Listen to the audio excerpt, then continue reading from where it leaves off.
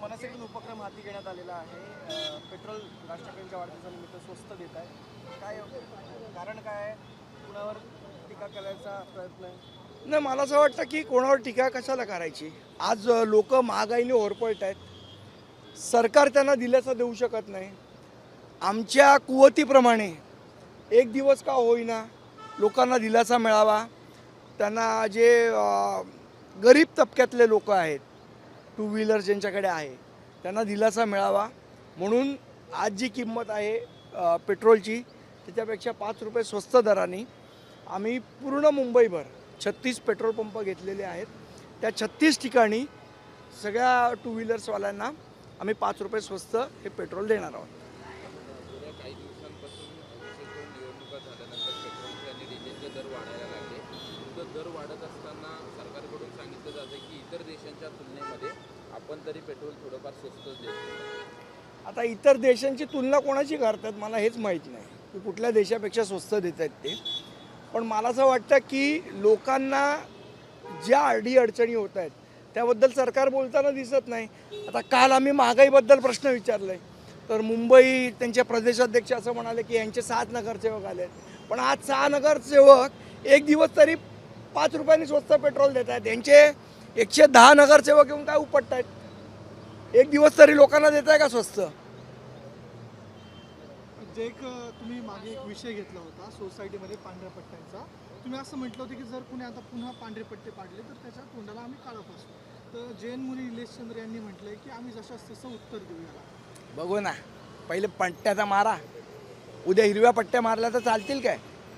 उद्या मुसलमान आले आणि बोलले आम्ही हिरवी पट्टी मारतो तर चालेल का.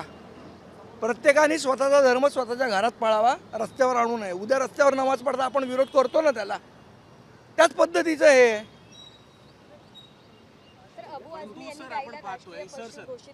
आपण सातत्यानं पाहतोय मुंबईमध्ये जैन विरुद्ध मराठी हा भाग सातत्यानं पेटवला जातोय. भारतीय जनता पक्षाचं कारस्थान आहे.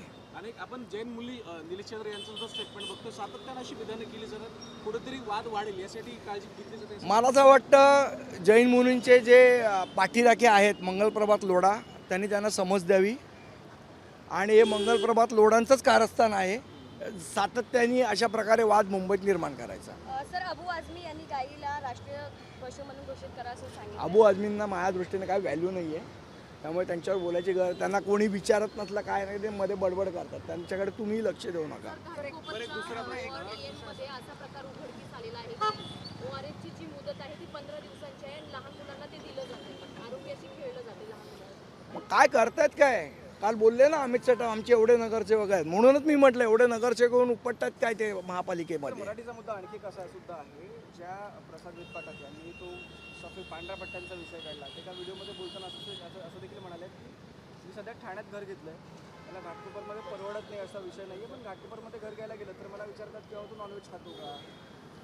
नॉनव्हेज खात असेल तर मग आडनाव वगैरे अडवणूक करतो. प्रसाद वेदपाठकाने आमच्याकडे येऊन तक्रार करावी, आम्ही निश्चितपणे त्याचा सोक्षमोक्ष लावू. त्यांनी काल ट्विट केलेलं आहे की माझी काही लोक पाठलाग करतायत आणि राज ठाकरे आणि अविनाश जाधव यांना टॅग केलंय त्यावरती. त्यांनी येऊन आमचे लोक त्यावेळेला जेव्हा त्यांच्याकडे गेलेले त्यावेळेला ते असं म्हणाले की आमच्या सोसायटीचा विषय आम्ही बघून घेऊ.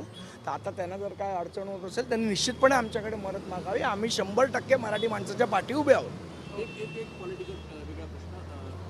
स्थानिक पक्षांचे किंवा जे प्रादेशिक पक्ष आहेत त्यांचं काँग्रेसमध्ये विलिनीकरण होण्याची चर्चा आहेत आणि टीएमसी असेल किंवा राष्ट्रवादी असेल आपली याचा सुद्धा विषय येतो. अशी बातमी देखील आली की काँग्रेसने शरद पवार गटाला हा प्रस्ताव दिला की तुम्ही आमच्या पक्षामध्ये विलीन करा. काय आहे, अपयश येत असताना स्वतःचा पक्ष टिकवणं आणि जनतेसाठी लढणं हे फार कमी लोकांना जमतं. त्यात आमचा पक्ष आहे सन्माननीय राजसाहेब ठाकरे. बाकीच्यांनी त्यांचा विचार करावा.